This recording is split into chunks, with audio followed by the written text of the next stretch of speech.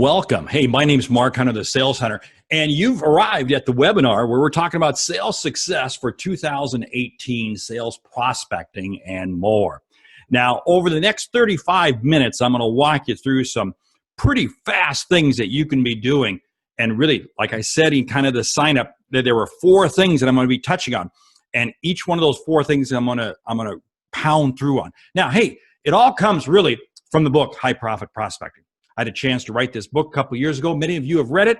Wonderful book. I encourage you to get a copy of it. But hey, let's dive down. Let's run. Let's go fast. Hey, you know, this is why I'm in sales.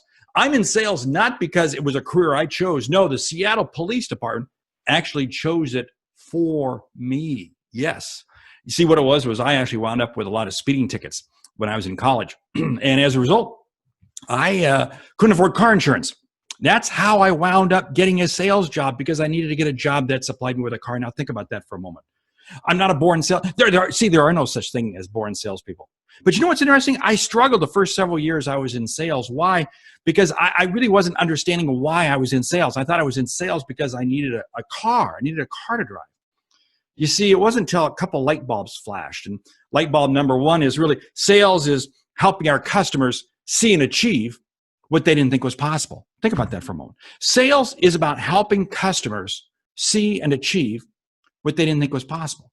When we do that, and when we have that perception, it's amazing how it changes how we look at things. And see, this is one of the reasons why people have a hard time prospecting, because they feel prospecting is bugging people, getting them to buy things that they don't. No, that's not. No. If that's what you are, then you are. You're in the wrong business. But I contend this, that if we help people see and achieve, so what does that mean? It's focused on the outcomes. What are the outcomes that you provide your customers? When you focus on the outcomes that you provide your customers, it's amazing how much more successful you'll be, because it changes your perception. Second light bulb that had to flash was really when you sell with integrity, it's amazing how you get clients who have integrity. I'm sorry, let me move that screen over there a little bit. Yes, it's amazing. You will get clients who have integrity. You see, integrity is a value that customers want. So now let's dig down deep. First thing that I said I was going to be talking about was finding the right prospect. How do we find the right prospect?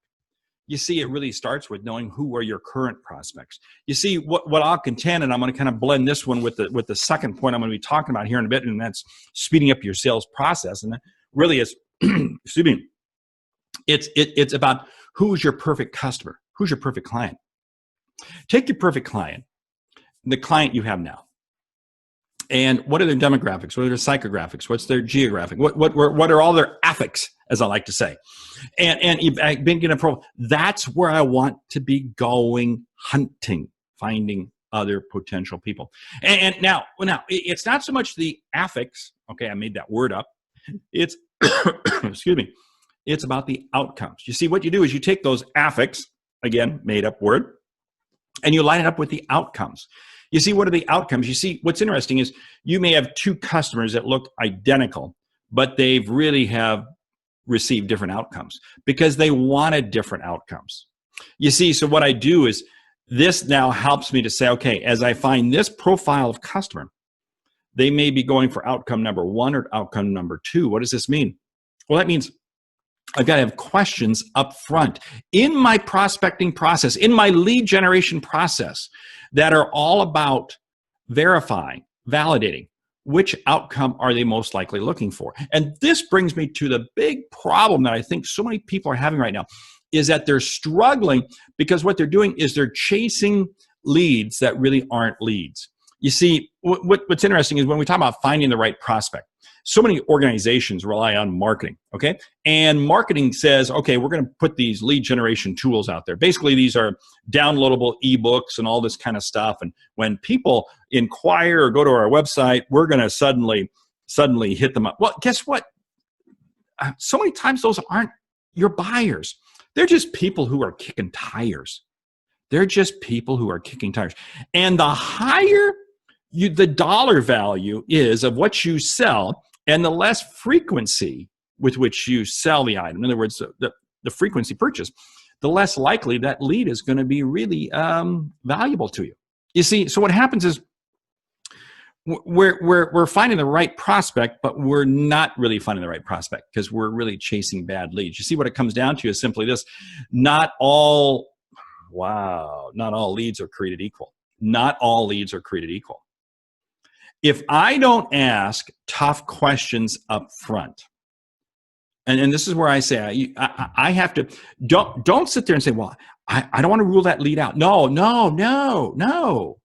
I want to validate that lead very quickly, because otherwise what happens is I wind up with leads who I'm turning into prospects, who I'm trying to turn into customers, and I'm struggling with them as customers because I can't get them to really, I can't close them at full price. You see what I'm doing? Is I'm actually taking a Walmart shopper and trying to make them a Nordstrom customer. Can't do it. You can't take a Walmart shopper and make them a Nordstrom customer. You see, so if I'm Nordstrom, I got to start off with Nordstrom prospects. If I'm Walmart, I got to start off with Walmart prospects. You see, this is where I really contend that you've got to be digging much deeper into validating the process. So now let's get to point number 2. I said I had 4 points, and we're going to move quickly through these. Speeding up your sales process. You see, two things really jump out very quickly when I'm working with salespeople, when I'm working with companies. And that is how long it takes for them to close deals. Now, the reason it takes them so long to close deals is very simply this: because they're caught up in the minutia of going through all these steps. They've built this sales process, this sales cadence that says, I got to do 1, 2, 3, 4, 5. And they've overcomplicated the process to validate positions in the sales arena. Make it simple. Your objective is to close the customer as rapidly as possible. Now, how do we do that? Well, how we do that is what I was talking about earlier. It's the questions. We have to be asking questions to accelerate your prospects. Now, here's the whole thing. Too many times what happens is in the prospecting phase, in the lead generation phase, we ask questions that are basically yes and no questions.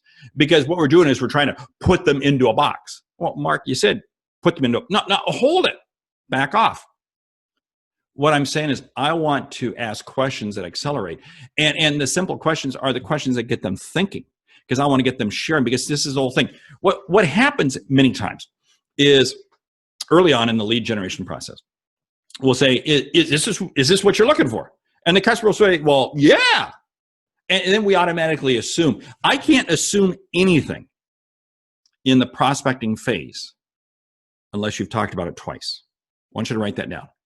You can't assume anything is valid unless they've talked about it twice. And oh, by the way, it's not something you tell them. It's something they tell you. Is this something you're looking for? You're telling them. No. What is it that you're looking for? How is this going to help you? You see, one of the things that I love doing, not only in the prospecting phase, but throughout the entire sales process, is asking short questions. How? Why?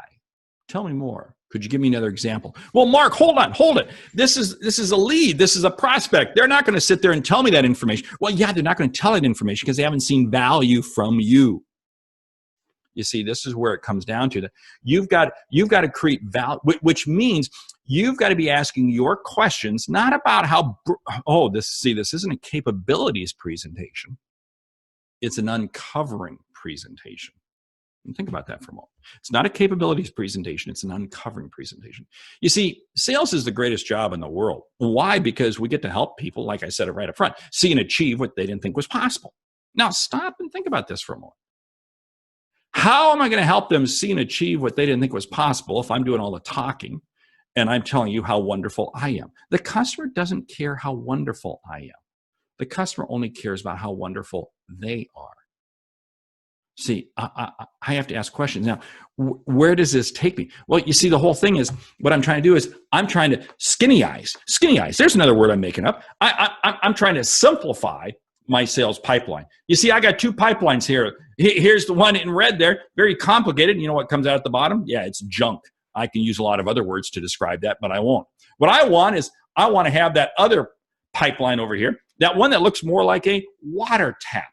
You see, Comes in, comes out. You see, speed sells. Now, speed also kills. I get that. But here's the whole thing. Speed sells when I'm engaging the customer earlier in the conversation, getting them dialoguing. Now, here's the other magical thing that actually happens. You know what's interesting? The more I engage you and you do the talking, the more trust is being created. Trust is an economic value. You can tweet that. Trust is an economic value when it comes to sales. Think about that for a moment. What does this mean? You see, if I'm doing all the talking, yeah, you can develop trust in me. If I was some unbelievable, amazing person, but guess what? You're not, I'm not. So I develop trust by creating a comfortable environment for you, the customer, to do the talking. And when I do that, it's amazing. What happens is I wind up with a very narrow funnel. That's what I want. I want to have a very narrow funnel. I don't want a fat funnel. I want a narrow funnel. You see, what I want to do is I want to have people coming into the prospecting phase very quickly. I'm asking difficult questions, tough questions. What are the questions you're asking? Because what are the questions? Here's questions. How is this going to benefit you? Tell me about how you're going to use this. Tell me about what you're looking for. Tell me what brought you to this point. You see, what I'm doing is I'm engaging, and you know what I'm doing? I'm also engaging you with questions that engage you in my personality. You see, what's interesting? We'll uncover more truth. We'll create more trust the more we allow our personality to come through.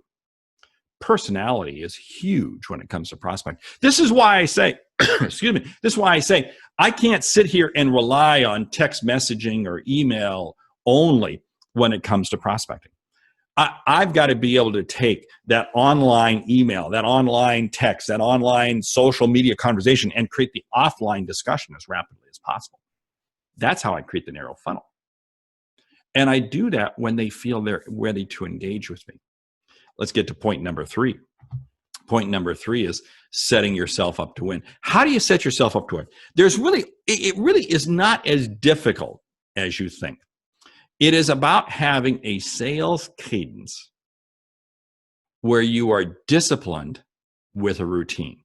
Now, that sounds boring as can be, but I'll tell you what, it's going to make the biggest difference in your success. Think about the greatest individuals, whether it be in sports or whatever. They did not get to that point without being very disciplined and having a routine. Think about people in the arts, in music and acting and so forth. They didn't get there without having a very disciplined routine. You see, you're never going to reach the top level until you have a very disciplined routine. You see, what it comes down to is you have to realize that your greatest asset is your time. Your time is your greatest asset. And this is why I'm a strong believer that I've got to sit there and validate and qualify my leads as rapidly as possible, because I can't afford to waste my time with prospects that I can't close. See, now it doesn't mean I'm throwing you overboard. I'm going to keep you in my marketing plan. I'm going to keep you in my drip campaigns. I'm going to keep you in other means, but I'm not going to spend my valuable talking time with you. You see, my most valuable asset is my time. It's not what I sell. It's not the price point. It's not my customers. This is a nirvana moment that top performing salespeople go through. When you go through and realize at this time, this is where I see so many salespeople setting up. Oh yeah, we'll do this call. We'll do this call. We'll have this meeting. We'll have this meeting. And let's do another one. Let's do another one. Let's do another one. And they're not going anywhere. You see, if the lead I have is not sharing with me a critical piece of information each time I talk with them, I shouldn't go forward with them. Now think about that if they're not sharing with you a critical piece of information, boom, come off your list. I can't afford to have them taking my time. My time is the most valuable asset I have. How are you doing on that? Are you hearing those comments? No, because you know what's interesting? This is where I'm going to call out sales managers. You are creating problems for your salespeople. because you are setting expectations of having a full pipeline. So what does that mean? That means what happens is salespeople are sitting there putting into their pipeline leads that aren't going anywhere just to keep a full pipeline to keep you happy. If that prospect is not sharing with me a critical piece of information each time I communicate with them, they come off the list.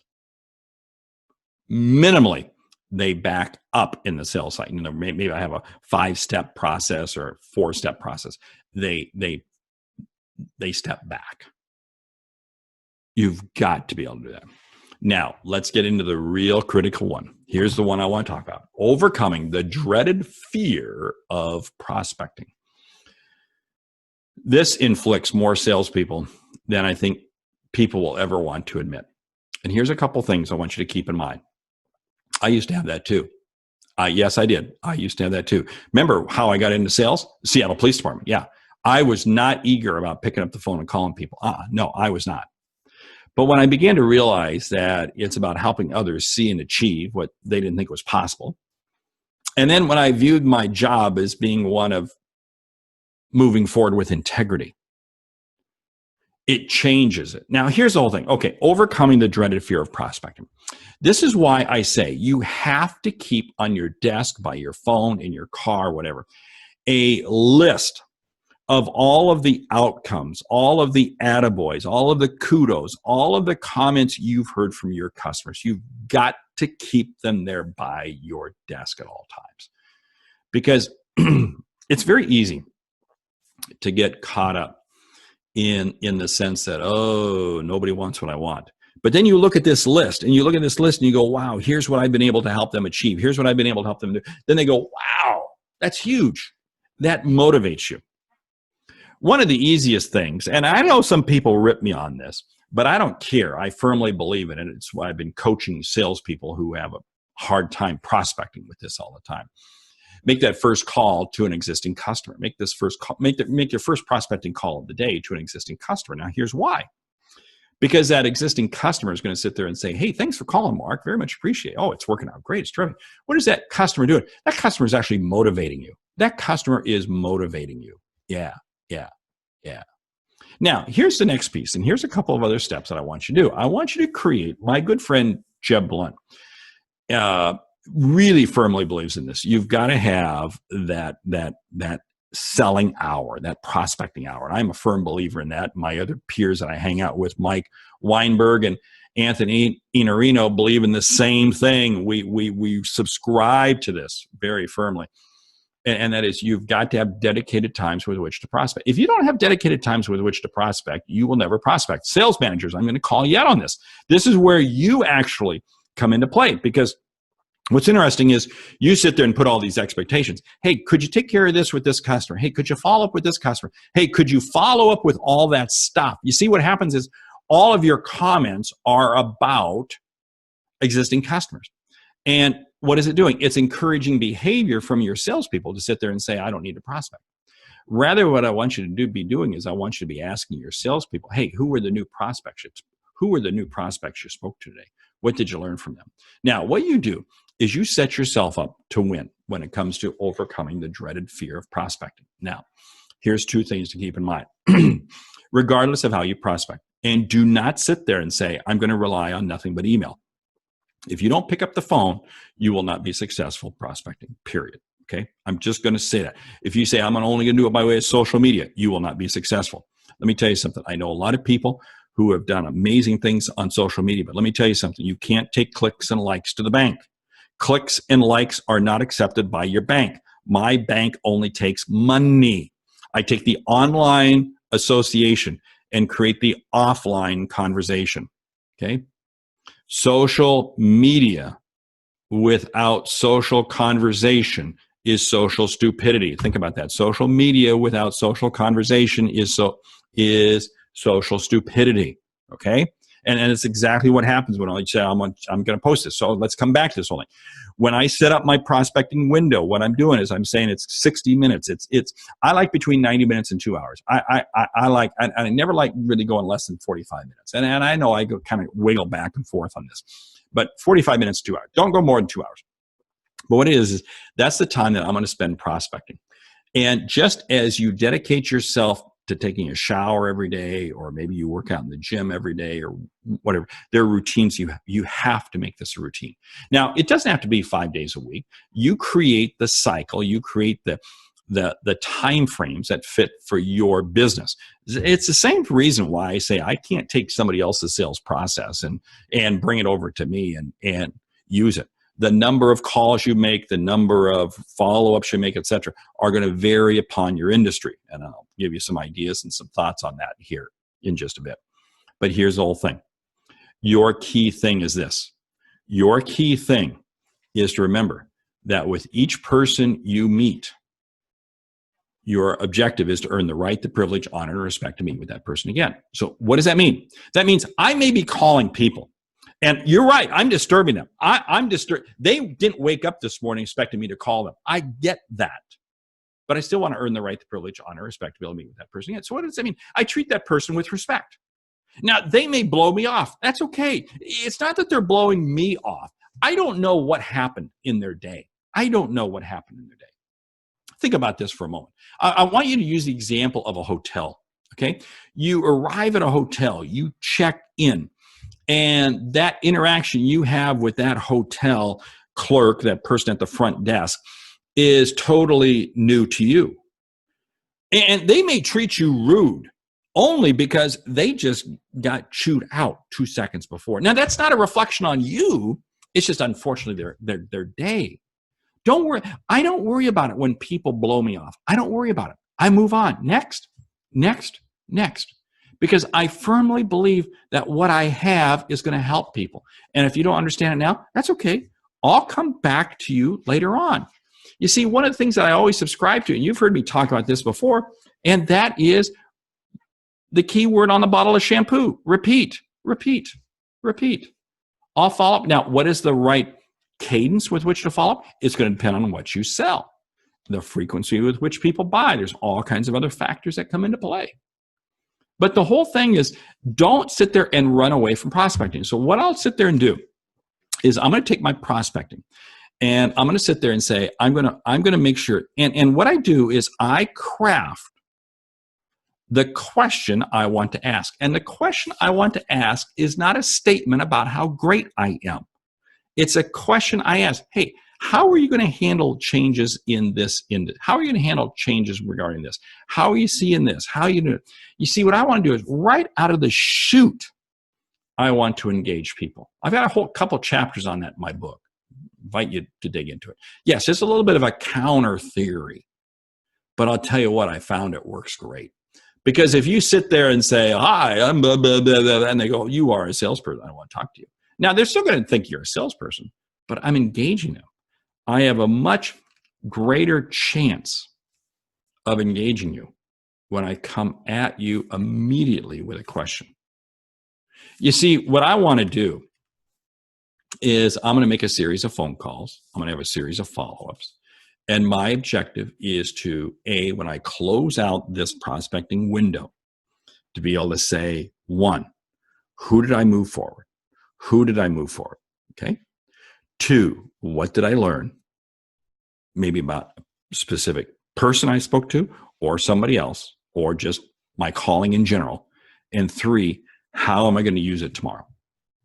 How is that going to help me with my next wave? Now, one final piece on this prospecting window. You do not take your prospecting window, your prospecting block, and sit there and say, okay, hey, it's 9 o'clock. It's time for me to start prospecting. Let me see who I should call. No, tomorrow begins today. You create that list and exactly what you're going to say and how you're going to say it the day before. Now, again, remember, if I'm making calls, there's 4 ways your calls can go. 1, to an automated system. 2, voicemail.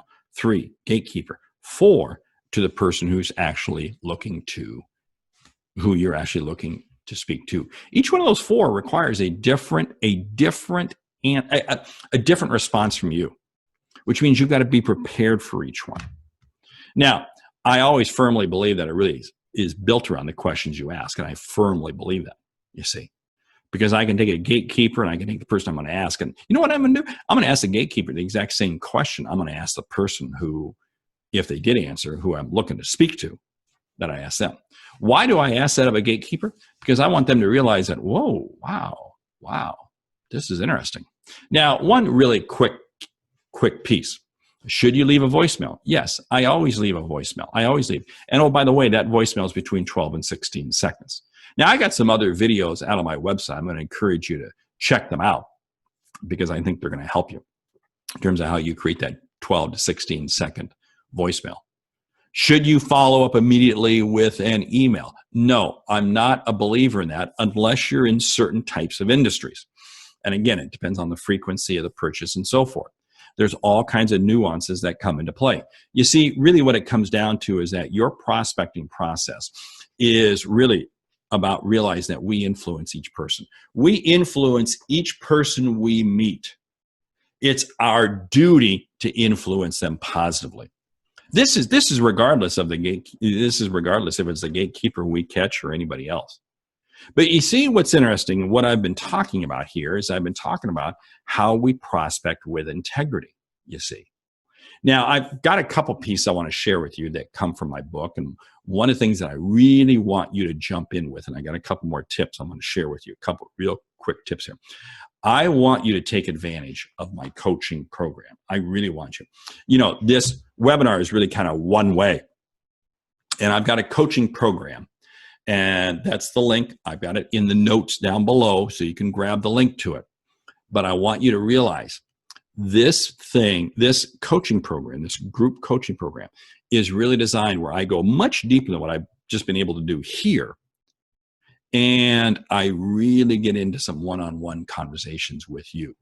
You see what it is, we have a monthly Q&A session. We have a monthly coaching call. And we have bonus content. Yeah, I've got some bonus content I'm offering. So if you jump in right now. We've got some bonus content that's got brand new high profit prospecting workbook and the video series. And we're making that available to everyone who signs up right now. So, hey, there's the link. Check that out. Now, let me come back and let me give you a couple more tips. One, if you call a gatekeeper, and you're having a hard time getting through, or you get the automated system and you don't know where to go, ask for sales. Ask for sales. It's interesting. Salespeople answer the phone. There are really only a couple departments that really answer the phone. Sales department and accounts receivable, okay? I mean, if you think about that, those are the only two departments that really routinely will answer the phone. So I'm going to sit there and I'm going to call I'm going to ask for sales, and you know what's interesting? That salesperson is going to get on the phone, and I'm going to be right up front with them.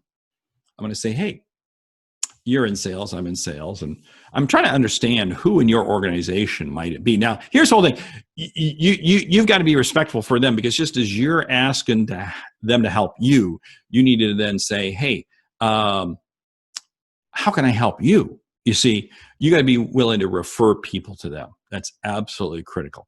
Second piece, I'll leave this, what I call the 57-3 window, 57/3 window. You may have some people that you're having a hard time reaching. Well, what I suggest is you call them between 57 minutes after the hour and 3 minutes into the hour. Now, why 57 and 3? Because you know what's interesting? Busy people are in meetings all day. They're in meetings all day. And wow, you know what's interesting? The only time they're not in meetings is right at the top of the hour because the meeting hasn't started yet. I have found time and time again, it's the one time when you can jump into it. But hey, I really want you to take advantage of this coaching program. I really do. Because I am passionate about sales. And I'm passionate about helping you succeed. And I find so many salespeople are just a few things away from really, really upping their game significantly. That's what I want to help you with. That's why I wrote the book, High Profit Prospecting, because it's really designed to help you. Hey, my name's Mark Hunter, the Sales Hunter. I hope you've enjoyed this webinar today. And I do hope you take advantage of this program. And this bonus content, I really only put out there a couple times a year. So you really got to kind of jump on it right now, okay? Hey, Mark Hunter, the Sales Hunter, great selling.